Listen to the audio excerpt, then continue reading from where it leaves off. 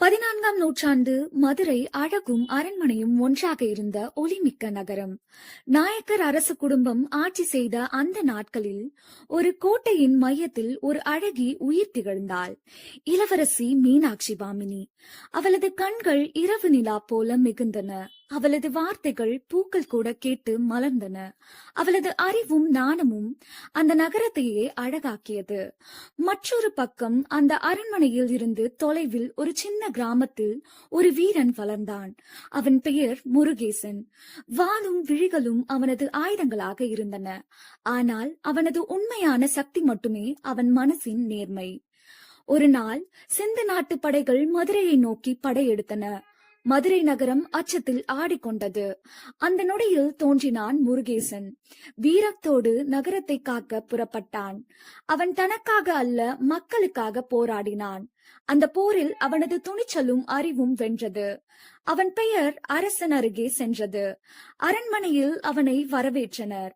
அங்கேதான் அவள் அவனை பார்த்தாள். மீனாட்சி பாமினி, அந்த இளவரசி, முதன்முறையாக ஒருவனை பார்த்த போதே அவளது இதயம் திகைத்தது. மௌனமாக இருந்த பார்வைகள் காதலாக பேசின. மழைக்கால மாலை ஒன்று அரண்மனை தோட்டத்தில் இருவரும் சந்தித்தார்கள். பசுமை விருந்தாக இருந்தது. மழைத்துளிகள் சங்கீதமாக இசைத்தன. அங்கேதான் அவள் சொன்னாள், "நீ ஒரு வீரன் என்றால் என்ன? என் இதயத்தில் நீ என் ராஜா."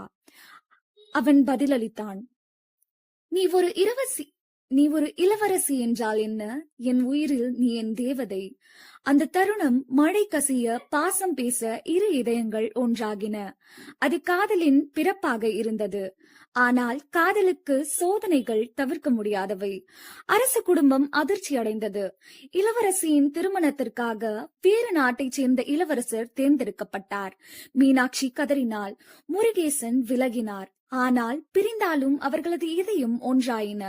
திருமணம் நாள் வந்தது. பந்தல் அலங்கரிக்கப்பட்டது. பல்லக்குகள் வரிசையாக நின்றன. அவள் கண்கள் முடிவை ஏற்கவில்லை. அவள் தேடியது முருகேசனின் முகம். அந்த நேரம் அரண்மனை கதவுகள் திறந்தது. முருகேசன் நுழைந்தார். பல்லக்கில் அல்ல, பெருமிதத்தில் நேராக நடந்தான். அவளோ பார்வையை விட்டு கூட்டத்தை கடந்தாள். அவன் பக்கம் ஓடினாள். இருவரும் கைகோர்த்தனர். அந்த தருணம் அரண்மனை எல்லைகளுக்கு அப்பால் காதல் வென்றது. அரசன் முடிவை மாற்றினார். திருமணம் நடந்தது. மக்களின் ஆசைகளோடும் கோட்டையினுள் நடந்த காதல் நிஜமானது. பின்னர் மீனாட்சி பாமினி